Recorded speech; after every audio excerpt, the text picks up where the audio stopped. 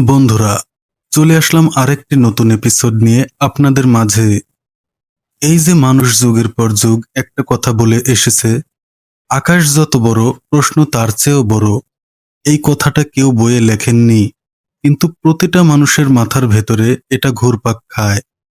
আজও তুমি যখন রাতের আকাশের দিকে তাকাও, মনের ভেতরে হঠাৎ একটা প্রশ্ন উঠে আসে, এইসব কিছুর শুরু কোথায়?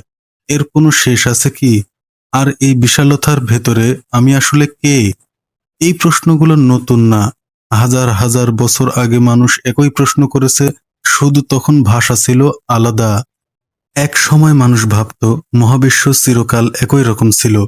গ্রিক দার্শনিক এরিস্টল বলতেন, এই আকাশের কোনো শুরু নেই, কোনো শেষ নেই। এই ধারণা শত শত বছর টিকেছিল। কিন্তু বিজ্ঞান এমন একটা জিনিস যা বিশ্বাসকে প্রশ্ন করে। 20 শতকের শুরুতে এইড উইল হাবল নামের একজন মানুষ টেলিস্কোপ দিয়ে আকাশ দেখছিলেন। তিনি হঠাৎ বুঝতে পারলেন দূরের গ্যালাক্সিগুলো আমাদের থেকে সরে যাচ্ছে। এই একটা পর্যবেক্ষণ মানুষের পুরো চিন্তা বদলে দিল। যদি সবকিছু সরে যায়, তাহলে এক সময় সবকিছু কাছাকাছি ছিল। এখান থেকেই প্রথমবার মানুষের মাথায় আসে হয়তো মহাবিশ্বের একটা শুরু ছিল। এই ধারণাকে গুছিয়ে বলেন জর্জ লেমেত্রো। তিনি বলেছিলেন সবকিছু একসময় এক জায়গায় ছিল, পরে এটাকেই বলা হয় বিগ ব্যাং। এখানে একটা জিনিস পরিষ্কার করা জরুরি, বিগ ব্যাং মানে বিস্ফোরণ না।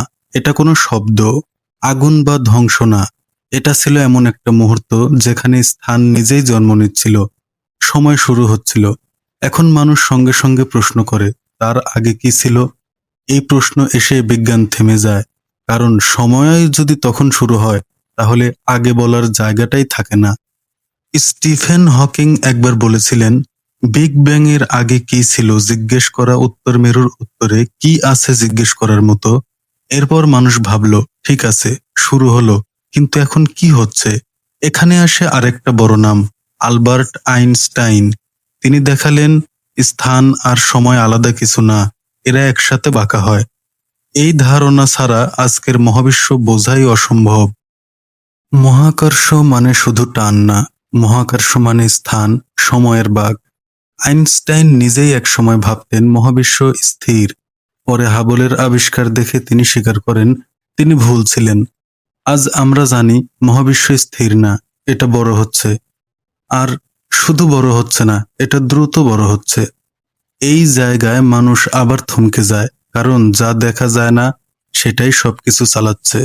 ডার্ক ম্যাটার, ডার্ক এনার্জি, এই দুই শব্দ শুনলেই বোঝা যায় আমরা আসলে কত কম জানি। ভেরা রুবিন দেখালেন গ্যালাক্সিগুলো যেভাবে ঘোরে তা দৃশ্যমান বস্তু দিয়ে সম্ভব না। মানে কিছু অদৃশ্য জিনিস আছে যা সবকিছু ধরে রেখেছে।